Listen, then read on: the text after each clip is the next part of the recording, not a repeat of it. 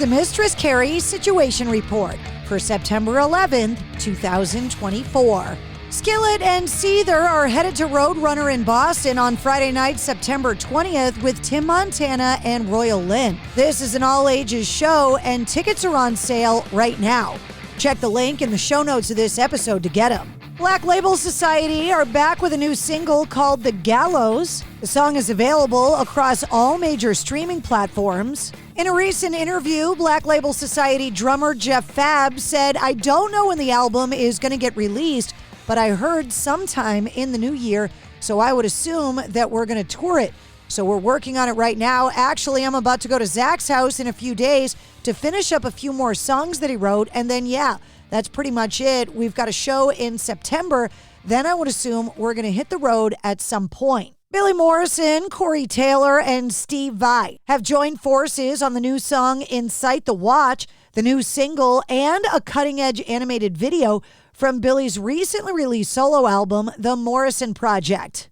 The Incite The Watch video was produced utilizing a revolutionary combination of artist-created character animation with a state-of-the-art application called Cinetech to create AI-generated backgrounds and visual effects. The song follows up the #1 rock song Crack Cocaine featuring Billy Morrison and Ozzy Osbourne. Motley Crue have announced a string of 3 intimate October club shows on the Sunset Strip surrounding the release of their new EP Cancelled, which comes out on October 4th. Calling it the Hollywood Takeover, the Crue will be returning to their old stomping grounds with gigs at the Troubadour on October 7th, the Roxy on October 9th, and the Whiskey A Go-Go on October 11th. The band also announced they'll be celebrating the new EP with a pop-up store featuring exclusive band-curated merchandise.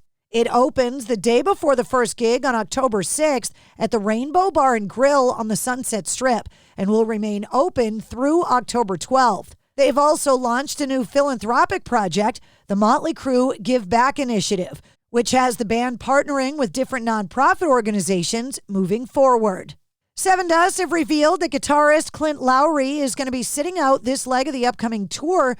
According to a statement by the band, Lowry was advised by doctors to sit out the run after suffering a recent neck injury. Dave Grohl has announced that he recently became the father of a new baby daughter born outside of his marriage, saying, quote, "I plan on being a loving and supportive parent to her. I love my wife and children, and I'm going to do everything I can to regain their trust and earn their forgiveness."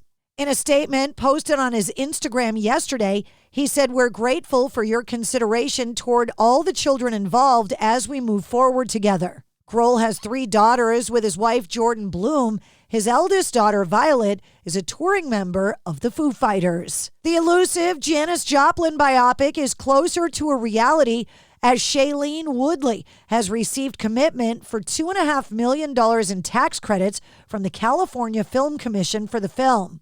Saying in a statement, "I have a feeling Janis would be smiling ear to ear, zipping down the PCH in her psychedelic Porsche, knowing her story is bringing opportunities and funding to the city and people that held so much significance to her." Woodley will star and produce the film, she said in a statement. Sean Diddy Combs has been ordered to pay more than $100 million in a sexual assault case. Ordered by a Michigan judge to pay over $100 million to Derek Lee Cardello Smith, who sued the rapper for allegedly drugging and sexually assaulting him back in 1997. The judge granted Cardello Smith's motion for default judgment after Combs did not appear for the September 9th virtual hearing. Taylor Swift has made a rare political endorsement, telling the world she's planning on voting for the Democratic nominee, Vice President Kamala Harris, in the U.S. presidential election.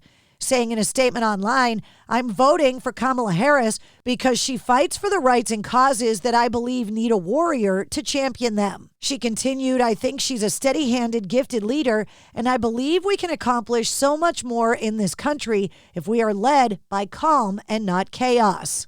She signed the statement with love and hope, Taylor Swift, childless cat lady. Mark Tremonti says Creed's comeback will be permanent, even if it makes managing his already stacked schedule an almost impossible task. Saying, quote, "This is something we all hope we can just continue to do. Now we just have to do a lot of pre-planning."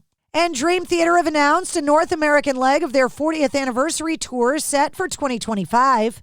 The first trek through the U.S. and Canada with drummer Mike Portnoy since 2010. The tour begins in Philly on February 7th and wraps up on March 22nd in New York City, with 2 stops in New England, including March 14th in Wallingford, Connecticut at the Oakdale Theater, and March 15th in Boston, Massachusetts at the Bach Center Wing Theater. Tickets for the entire tour go on sale this Friday, September 13th. And that's your sit rep. For more details on all the stories, check the links in the show notes of this episode. And don't forget to like, follow, and subscribe to the Mistress Carrie Podcast. New full-length episodes come out every Wednesday. Episode 223, featuring Cody Carson from Set It Off, is available now.